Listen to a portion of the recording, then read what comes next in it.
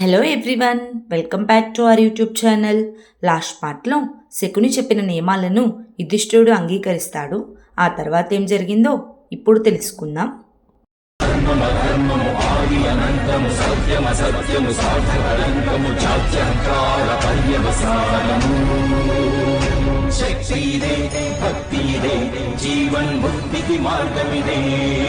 పంచమ వేద సారం మహాభారతం కృష్ణుడు చూపిన లీల ఇది, జీవన వేద మార్గమిది, గీత జనించిన క్షేత్రమే ఇది మహాభారతం. మహాభారతం మహాభారతం మహాభారతం. ఆ తరువాత శకుని దుర్యోధనుడితో, ఆలోచించుకోమేనల్లుడా, నీవు గర్వించే వాటిని పందెంలో ఉంచవలసి ఉంటుంది. సామ్రాట్ చివరి వరకు ఆడాలని నిశ్చయించుకున్నారు, నీవు కూడా చివరి వరకు ఉండవలసి ఉంటుంది అని అంటాడు. దానికి దుర్యోధనుడు నేను కూడా అంగీకరిస్తున్నానని చెప్తాడు. వెంటనే శకుని భీష్ముడితో, ఇప్పుడు మీకు సంతోషమే కదా మహితాత్మ, ఈ జూదంలో ఏ పక్షం తరపునైనా అన్యాయం కానీ నియమభంగం కానీ జరగకుండా ఉండడానికి తమరు ఈ రాజ్యసభలో చివరి వరకు ఉండడం అవసరం. ఎందుకంటే మీరొక్కరే కదా ఇరుపక్షాలకు, ఈ సభలో ఉన్న వారందరికీ నమ్మదగిన వారు అని అంటాడు. వెంటనే భీష్ముడు కూడా అంగీకరిస్తాడు. ఆ తర్వాత శకుని యుధిష్ఠిరుడితో, ఇప్పుడు సామ్రాజ్ఞికి ఇష్టమైతే మహారాణి మందిరానికి వెళ్ళవచ్చు, ఆ తర్వాత మేము ఆటను ప్రారంభిస్తాము అని అంటాడు. శకుని మాటలు విన్న ద్రౌపది యుధిష్ఠిరుడి దగ్గరకు వెళ్ళి, నాథా, మనం గర్వించే వాటన్నిటిపైన మనకు అధికారం ఉండాలి అన్న అవసరం ఏమీ లేదు. నాకు మీపై పూర్తి నమ్మకం ఉంది. గర్వాన్ని అధికారాన్ని రెండింటినీ పరిగణలోకి తీసుకొని పందెం వేస్తారని అని అంటుంది. వెంటనే యుధిష్ఠిరుడు, నేను నీకు మాటిస్తున్నాను అని చెప్తాడు. వెంటనే సభలో ఉన్న ఆడవాళ్ళంతా లోపలికి వెళ్ళిపోతారు.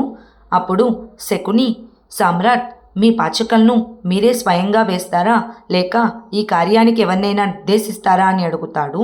అప్పుడు యుధిష్ఠిరుడు, అయితే జూదంలో తమ పాచికలను స్వయంగా తామే వేసుకోవాలన్న నియమం ఏమీ లేదా అని అడుగుతాడు. అప్పుడు శకుని, ఇది అధికారం సామ్రాట్, కానీ మనిషి తన అధికారాన్ని ఎవరికైనా ఇవ్వవచ్చు అని చెప్తాడు. వెంటనే దుర్యోధనుడు, అందుకే నేను నా అధికారాన్ని మా మావయ్యకిచ్చాను. నా చేతులకు గదను పట్టుకునే సామర్థ్యం ఉంది, ఈ పాచికలను వేసే సామర్థ్యం లేదు సామ్రాట్ అని అంటాడు. అప్పుడు అర్జునుడు లేచి, నేను విన్నది నిజం కాదా గాంధార రాజా, మీ పాచికలు మీ అనుజ్ఞను శిరసావహిస్తాయని అని అంటాడు. అప్పుడు శకుని, పాచికలను అదృష్టమన్నారు కదా మహితాత్ములు భీష్ముల వారు, రాకుమార అర్జున, నా అదృష్టం పైన నాకు అధికారమే ఉండి ఉంటే నా గాంధార రాజ్యంలో జరిగిన అనేక అన్యాయాలను నేను జరగనిచ్చేవాడినే కాదు అని తన పాచికలను తీసుకువెళ్ళి యుధిష్ఠిరుడికిచ్చి, సామ్రాట్, మీకు అభ్యంతరం లేకపోతే చెప్పండి, మొదట ఎవరు పందెం వేస్తారో అని అంటాడు.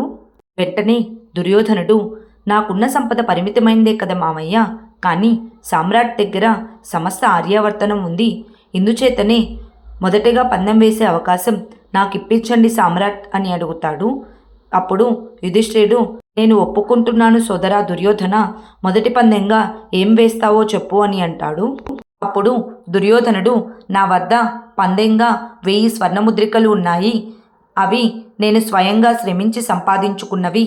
వాటిపైన నాకు అధికారం ఉంది, వాటి పట్ల గర్వం కూడా ఉంది. నేను వివిధ రకాల పోటీలలో విజయం సాధించి 5000 అశ్వాలను సంపాదించాను. నా వస్త్రాలు, నా ఆభరణాలు, మా నాన్నగారు నాకు బహుమతిగా ఇచ్చిన 5 గ్రామాలు, ఇవే ఈ భూమి మీద నేను సంపాదించుకున్నవి. వీటిపైన నాకు పూర్తి అధికారం ఉంది, వీటి పట్ల గర్వం కూడా ఉంది.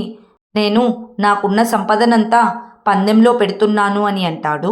వెంటనే నకులుడు లేచి, ఉన్న సంపాదనంతా ఒక్కసారిగానా? ఒకవేళ నీవు ఓడిపోతే ఒక్క ఆటతోనే జూదసభను ముగించేస్తావా సోదరా దుర్యోధన అని అడుగుతాడు.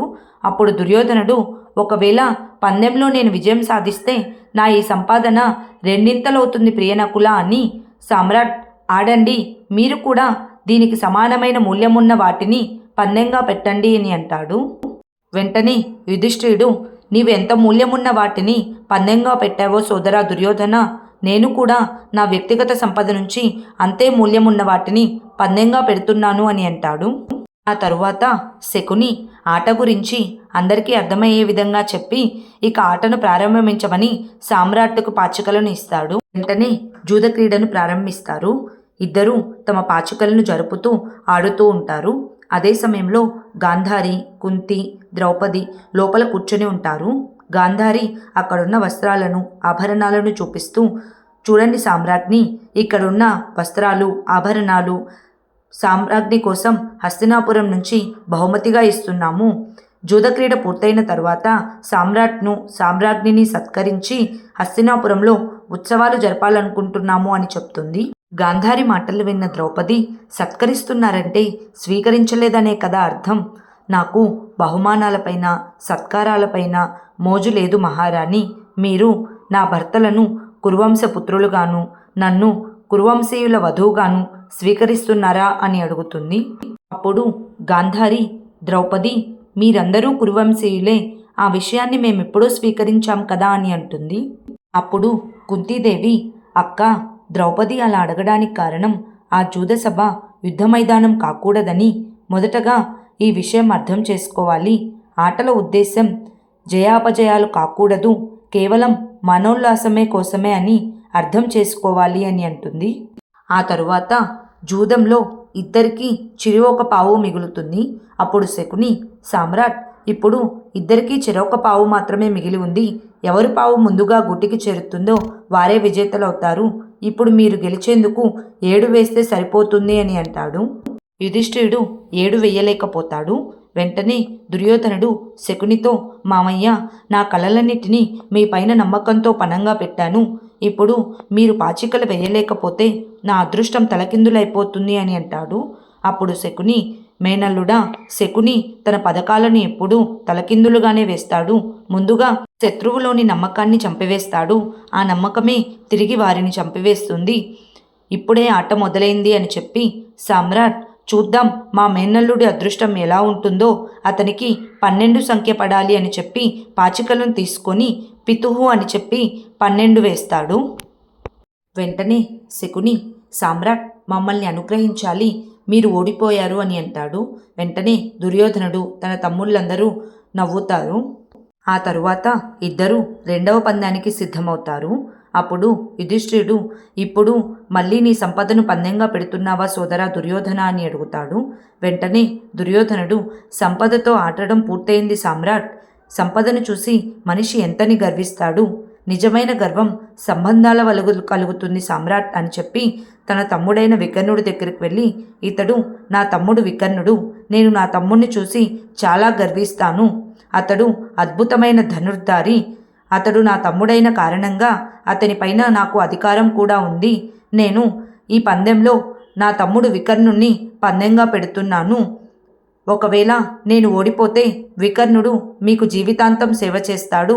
అయితే సామ్రాట్, మీరు మీ తమ్ముళ్లలో ఎవరిని పందెంగా పెడుతున్నారు అని అడుగుతాడు.